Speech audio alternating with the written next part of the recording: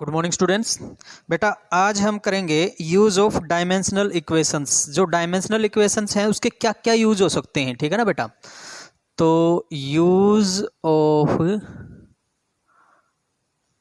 Dimensional equation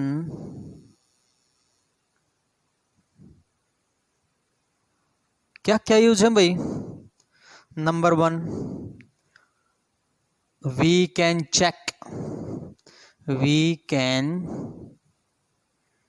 check the correction of the formula. We can check the correction of the formula हमारा correct है कि नहीं है, हम ये चेक कर सकते हैं भाई इसके हेल्प से। Number 2, we can get the new system of unit और we can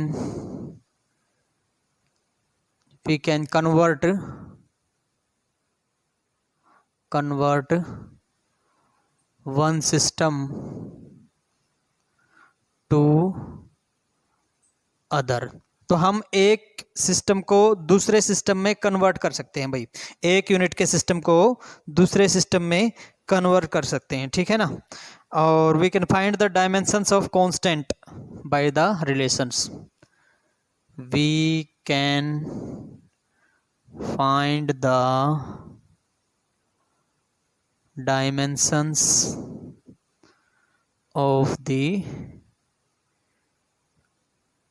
कांस्टेंट। तो अगर कोई कांस्टेंट है तो हमें डायमेंशनल रिलेशन का पता है, तो हम क्या निकाल सकते हैं, उस डायमेंशंस निकाल सकते हैं उस कांस्टेंट की, ठीक है। और we can find the relationship between different physical quantities. We can find the relationship between different physical quantities। तो हम अलग अलग फिजिकल क्वांटिटीज के रिलेशंस निकाल सकते हैं इसके हेल्प से, ठीक है बेटा।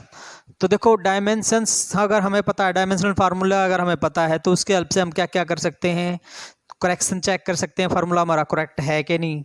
दूसरा, हम चेक कर जो नया जो यूनिट है सिस्टम, उसके हिसाब से मतलब पुराने सिस्टम के हिसाब से नए यूनिट सिस्टम में बदल सकते हैं, मतलब एक यूनिट सिस्टम को दूसरे यूनिट सिस्टम में चेंज कर सकते हैं। जैसे एमकेएस को या एसआई को सीजीएस में करना है तो हम कर सकते हैं। तीसरा, we can find the dimensions of constant, कोई कॉन्स्टेंट है उसकी डायमेंशन हम निकाल सकते हैं। चौथा, we can find the relationship between different physical quantities, अलग अलग फिजिकल क्वांटिटीज के बीच में रिलेशनशिप हम निकाल सकते हैं, ठीक है बेटा। तो पहला हम करेंगे टू चेक द करेक्टनेस या करेक्शन ऑफ द रिलेशन, ठीक है।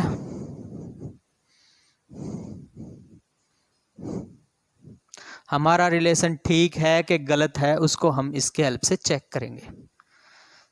तो फर्स्ट करते हैं to check the correctness of the relation. To check the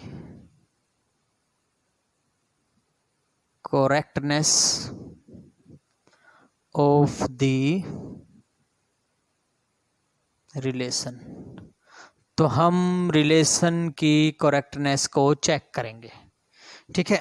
हमारे पास एक टाइम पीरियड का रिलेशन है बेटा, आगे 11th क्लास में है भी, ये आप निकालोगे जब ऑसिलेशन वगैरह में जाओगे, वेव ऑसिलेशन में लास्ट यूनिट में जाओगे। तो रिलेशन हमारा ये है 2π√L/g। हमें चेक करना है कि ये सही है कि नहीं है, ठीक है। किसकी हेल्प से, डायमेंशनल फार्मूला की हेल्प से हमें चेक करना है कि ये ठीक है कि गलत है, ठीक है। तो कैसे करोगे, देखो, according to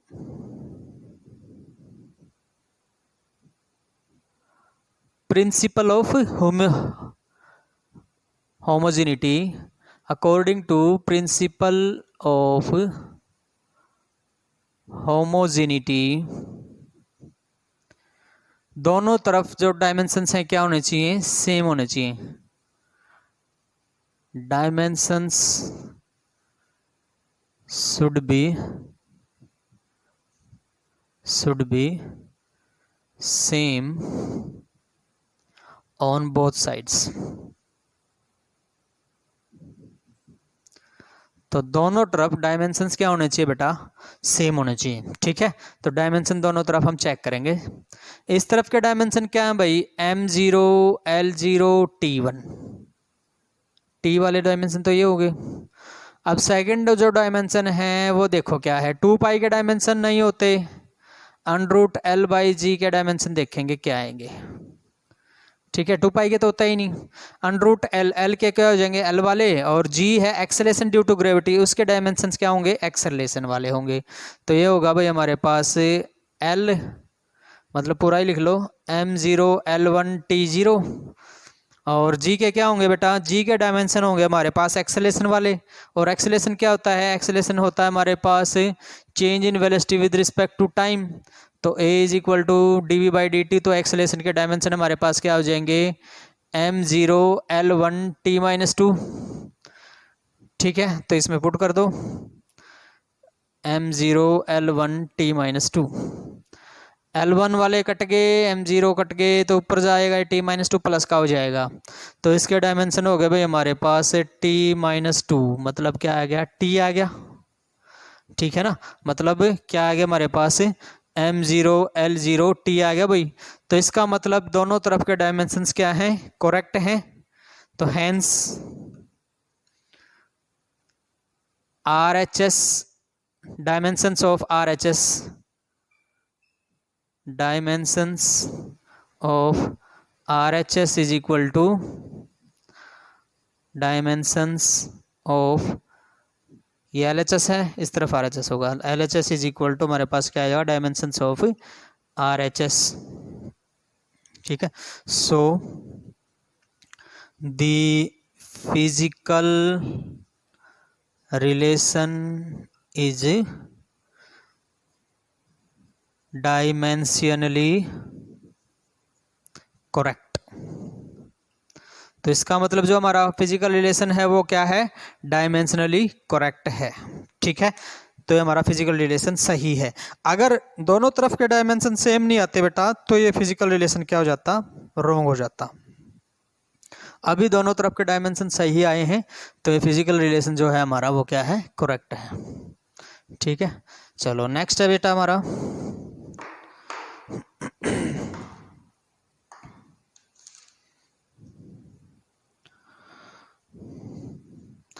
to derive the new formula, derivation of new formula, जो फॉर्मूला निकाल सकते हैं हम, नया फॉर्मूला निकाल सकते हैं ना डायमेंशंस की हेल्प से। तो नेक्स्ट है भाई derivation of new formula, derivation of new formula. एक नया फार्मूला निकालेंगे, किसकी हेल्प से, डायमेंशंस की हेल्प से हम एक नया फार्मूला निकालेंगे। तो डेरिवेशन ऑफ न्यू फार्मूला है भाई। ठीक है, चलो देखो इसमें क्या है। तो मान लिया जो टाइम पीरियड है वही निकालेंगे हम, फार्मूला क्या निकालेंगे, वही 2 पाई √l/g वाला, वही फार्मूला निकाल के देखेंगे भाई हमारा ठीक है कि नहीं। मतलब फार्मूला भी हमने जो किया था ना 2 पाई √l/g, तो हम ये देखेंगे ये हमारा ठीक है कि नहीं। तो मान लिया कि भाई जो हमारा टाइम पीरियड है वो डिपेंड करता है मास ऑफ बॉब पे, लेंथ ऑफ बॉब पे, और एक्सेलेरेशन ड्यू टू ग्रेविटी पे। ये हम लेके चलते हैं, let the time period of A pendulum depends on, किस किस पे हम मान लेते हैं, मास ऑफ द बॉब। ठीक है, दूसरा मान के चलते हैं लेंथ ऑफ द बॉब, और तीसरा मान के चलते हैं एक्सेलरेशन ड्यू टू ग्रेविटी। ये हम तीसरा मान के चलते हैं। ठीक है, तो हम ये मान के चलते हैं भाई कि जो टाइम पीरियड है पेंडुलम का वो किस किस पे डिपेंड करता है, 3 चीज़ों पे करता है। कौन कौन सी? Mass of the bob, length of the bob and acceleration due to gravity. ठीक है ना। हेंस टाइम पीरियड टी क्या हो जाएगा भाई? डायरेक्टली प्रोपोर्शनल टू मास उसकी पावर ए मान लो, डायरेक्टली प्रोपोर्शनल टू मान लेते हैं हम लेंथ उसकी पावर बी मान लो, और directly proportional to acceleration due to gravity उसकी पावर मान लो सी। ठीक है, तो इन तीनों को ज्वाइन करके हम लिख सकते हैं T directly proportional to M A L B G C. तो यहाँ से हम कह सकते हैं कि T is equal to K M A L B G सी।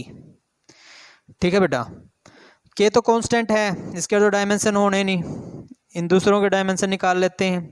कैसे? कंपेयर कर लेंगे दोनों तरफ डायमेंशंस को।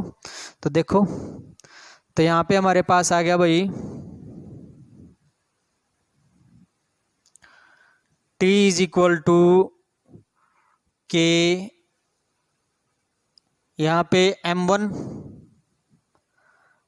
L0 T0 A, सेकेंड वाले लेंथ के डायमेंशन क्या होंगे? M0 L1 T0 B, और G क्या है? Acceleration due to gravity, acceleration वाले हो जाएंगे तो इसके क्या होंगे? M0 L1 T-2 C। ठीक है, और यहाँ पे T वाले क्या हो जाएंगे? T वाले हमारे पास हो जाएंगे M0 L0 T1। ठीक है, कंपेयरिंग कर लेंगे डायमेंशंस की, कंपेयरिंग कर लेंगे दोनों तरफ, comparing the dimensions on both side. पहले तो देख लेते हैं ए बी सी की वैल्यू निकाल लेंगे। ठीक है, T1 के कांस्टेंट है, कुछ फर्क नहीं पड़ना, इसके क्या हो जाएंगे? एम ए हो जाएगा भाई, और L हो गया हमारे पास B plus C.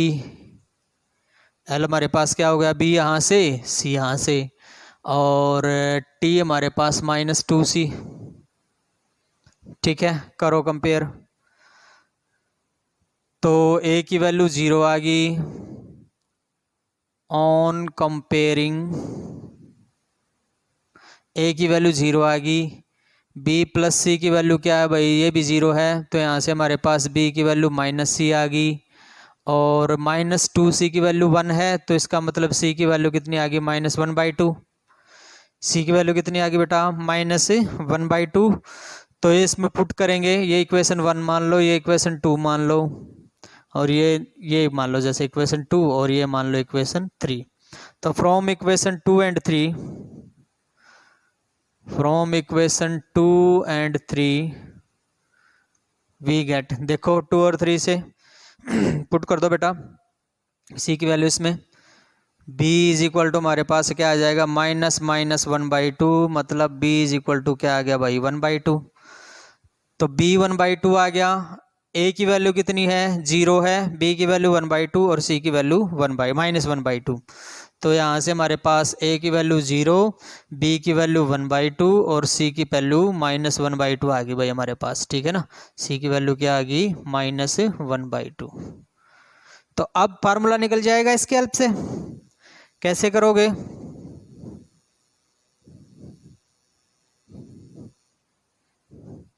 T is equal to हमारे पास क्या था? K M A L B G C, put कर दो वैल्यू। तो T is equal to K, A की वैल्यू 0, L की वैल्यू 1/2 और G की वैल्यू -1/2। तो T इज इक्वल टू हमारे पास क्या आ गया? K√L/G, और उस K की वैल्यू बाद में एक्सपेरिमेंट से क्या पता चली? 2π।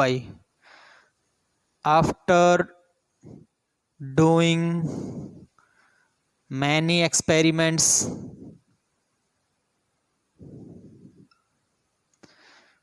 we find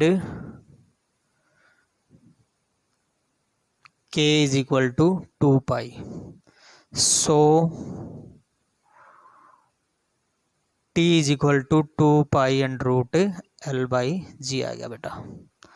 ठीक है बेटा, तो इस तरह से हम किसी भी डायमेंशनल फार्मूला को निकाल सकते हैं। ठीक है बेटा, ठीक है।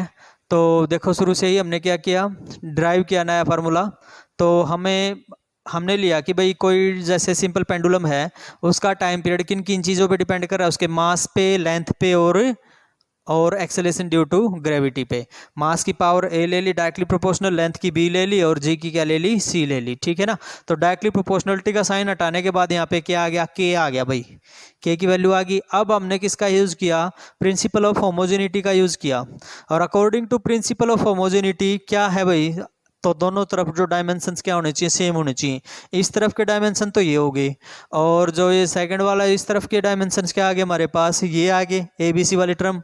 तो यहाँ से ए बी सी वाली टर्म हो गई, दोनों तरफ कंपेयर किए, पावर कंपेयर की, दोनों तरफ हमने पावर कंपेयर की, तो ए की वैल्यू आ गई, फिर हमारी बी की वैल्यू और सी की वैल्यू, तीनों वैल्यू आ गई। ये वैल्यू पुट करने के बाद हमारे पास ये इक्वेशन आ गई।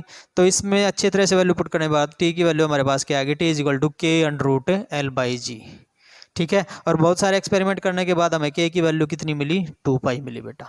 ठीक है। बेटा नेक्स्ट टॉपिक है हमारा, नेक्स्ट टॉपिक है to convert one system of unit into another. ठीक है। तो एक सिस्टम ऑफ यूनिट को हम दूसरे सिस्टम ऑफ यूनिट में चेंज करेंगे। ठीक है। और इसके लिए किसकी हेल्प लेंगे, डायमेंशंस की हेल्प लेंगे बेटा। देखो कैसे करेंगे। तो हमारा टॉपिक क्या है, to convert one system of unit into other. ठीक है। To convert one system of unit into another, to convert one system of unit into another। ठीक है बेटा। देखो कैसे करोगे। देखो जो फिजिकल क्वांटिटी का मैग्नीट्यूड है, जो उसके अंदर क्वांटिटी है मैग्नीट्यूड, वो तो सेम ही रहेगा। अब मान लो जैसे जो इसकी लंबाई है, इस डस्टर की जो लंबाई है, जो इसका मैग्नीट्यूड है, जो लंबाई है, वो तो सेम ही रहेगी ना। केवल चेंज किस में आएगा, इसकी यूनिट में चेंज आ जाएगा। मान लो जैसे ये मान लो कोई चीज़ 1 मीटर लंबी है, लंबाई तो वही रहेगी। अगर उसको सीजीएस में चेक करेंगे तो वो कितना हो जाएगा, 100 सेंटीमीटर हो जाएगा। तो केवल यूनिट में बदलाव आया है, न्यूमेरिक वैल्यू में बदलाव आया है, लेकिन फिजिकल क्वांटिटी तो वही है।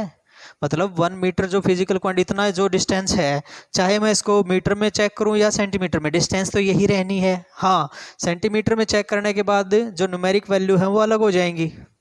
ठीक है ना। फॉर एग्जांपल 1 मीटर है, 1 मीटर में तो 1 न्यूमेरिक वैल्यू आ गई, और सेंटीमीटर में कितनी आ गई, 100 आ गई न्यूमेरिक वैल्यू, लेकिन फिजिकल क्वांटिटी तो वही रही है, वो तो चेंज नहीं हुई। ठीक है। चलो अब ये करके देखते हैं हम। द मैग्नीट्यूड ऑफ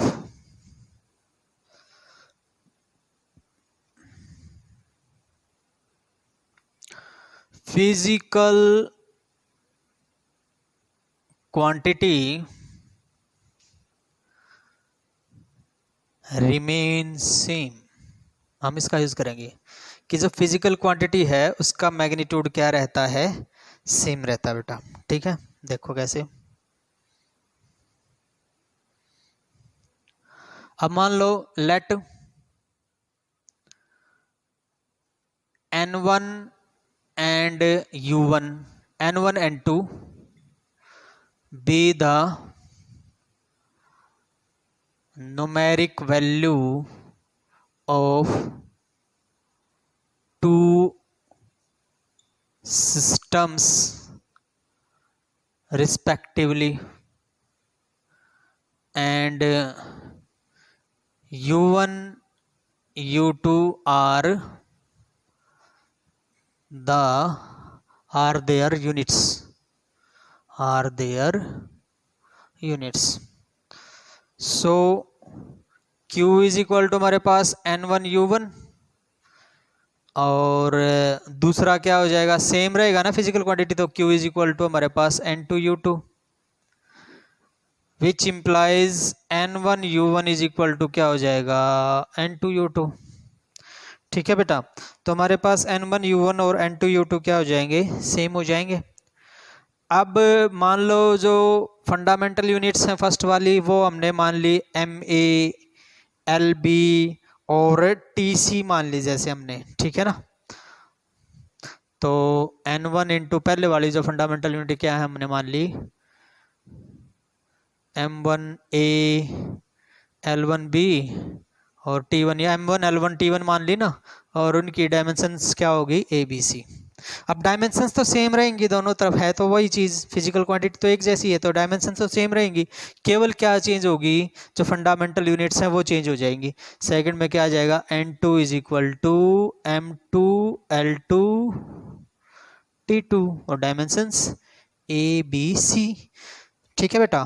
तो यहाँ से हमारे पास अगर एक की न्यूमेरिक वैल्यू निकालनी है, मान लो N2 निकालनी है, तो यहाँ से हमारे पास N2 की वैल्यू क्या हो जाएगी, N2 की वैल्यू हो जाएगी N1 into M1 by M2A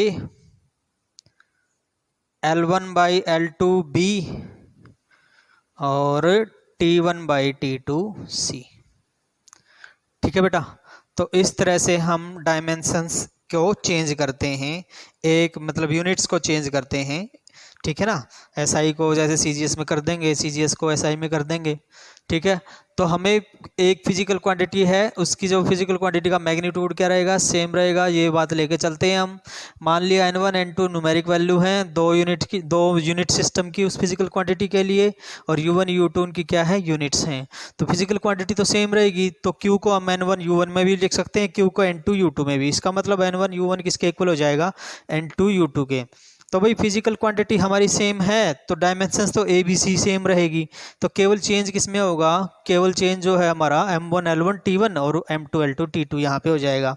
तो यहाँ से हमारे पास क्या आ गया, N2 is equal to N1 M1 by M2A L1 by L2B T1 by T2C। तो इस प्रकार से हम क्या निकाल सकते हैं बेटा, न्यूमेरिक वैल्यू निकाल सकते हैं एक यूनिट सिस्टम की दूसरे यूनिट सिस्टम से। ठीक है, चलो अब इसमें एक न्यूमेरिकल करके देखते हैं हम।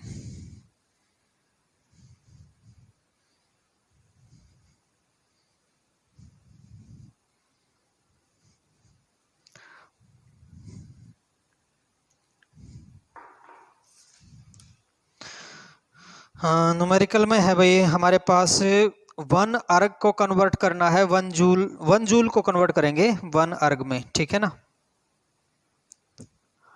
अर्ग में 1 जरूरी नहीं, कितने अर्ग होंगे वो देखते हैं हम। कन्वर्ट 1 जूल इनटू अर्ग, मतलब भाई SI सिस्टम CGS सिस्टम में कन्वर्ट करना है, ठीक है।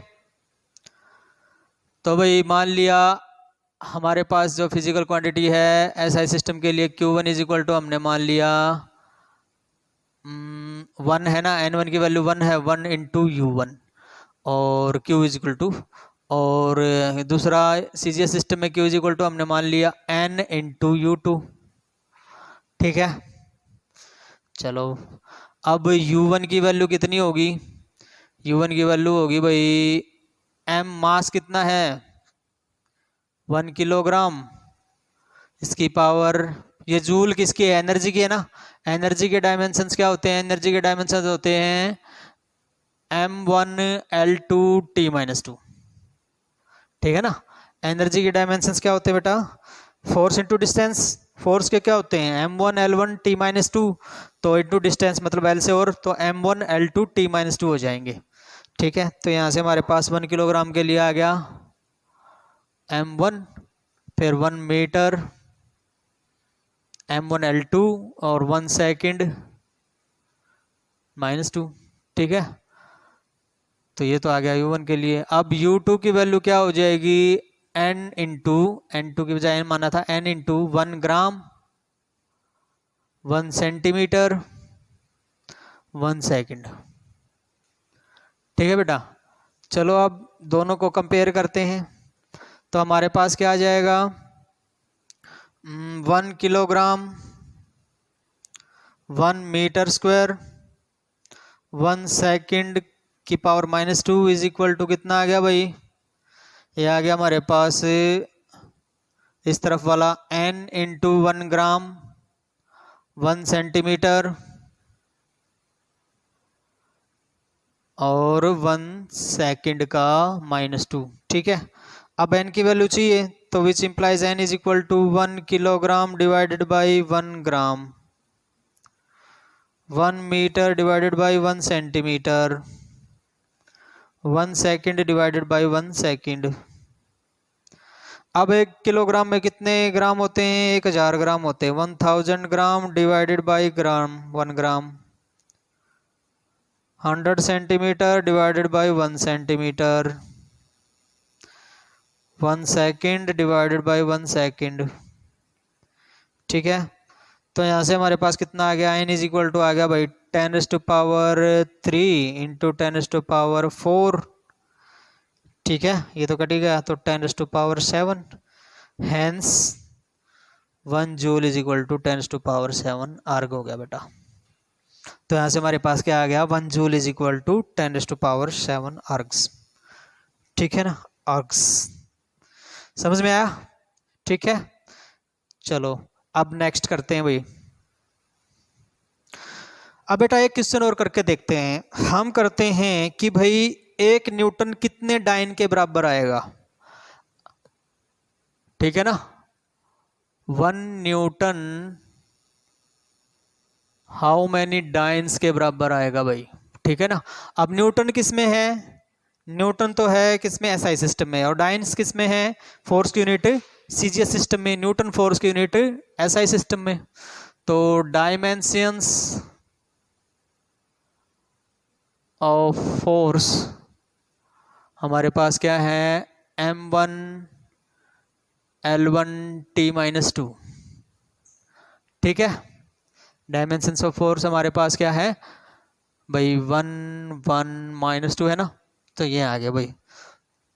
चलो अब देखो वही तरीका। Q इज इक्वल टू हमारे पास मान लिया 1 न्यूटन है ना, तो ये तो 1, और न्यूटन के लिए हमने जो है m मास कितना है? किलोग्राम में है। लेंथ किस में है? मीटर में है। ठीक है, और टाइम कितने में किस में है? सेकंड में है। रख लो ये तो वैसे। ठीक है ना, तो ये तो आ गया हमारे पास Q की वैल्यू किसके लिए? एसआई के लिए, एसआई सिस्टम के लिए। अब Q की वैल्यू सीजीएस के लिए निकालनी है। n मान लो यहाँ पे, तो यहाँ पे ग्राम हो गया, यहाँ पे सेंटीमीटर हो गया भाई। ठीक है, और यहाँ पे 1 सेकंड हो गया भाई। और ये किस में है? सीजीएस में है भाई। ठीक है, तो अब बेटा करते हैं वो हमारा वही तरीका, Q दोनों तरफ कंपेयर करते हैं। तो हमारे पास क्या आ जाएगा? 1 kilogram, 1 metre, 1 second is equal to 1 gram, 1 centimetre, 1 second. ठीक है, इंटू n। तो यहाँ से हमारे पास n की वैल्यू क्या आ गई? 1 kilogram divided by 1 gram, 1 metre divided by 1 centimetre, 1 second divided by 1 second. Value put कर दो। 1 किलोग्राम कितना होता है? 10⁻³ मतलब 1000 ग्राम। सेम रखो ना यूनिट को। और 1 मीटर कितना होता है? 100 सेंटीमीटर, सेंटीमीटर। 1 second, 1 second, -2, 1 1। ठीक है, तो यहाँ से हमारे पास भाई क्या आ जाएगा? यहाँ से हमारे पास आ गया n की value 10⁻³ into 10⁻², 10⁻5। Hence 1 newton is equal to 10⁻5 dynes. तो आंसर कितना आ गया? 1 newton is equal to 10⁻5 dynes आ गया भाई हमारा आंसर। ठीक है बेटा, आज के लिए इतना ही करेंगे, बाकी हम नेक्स्ट लेक्चर में करेंगे। Thank you very much.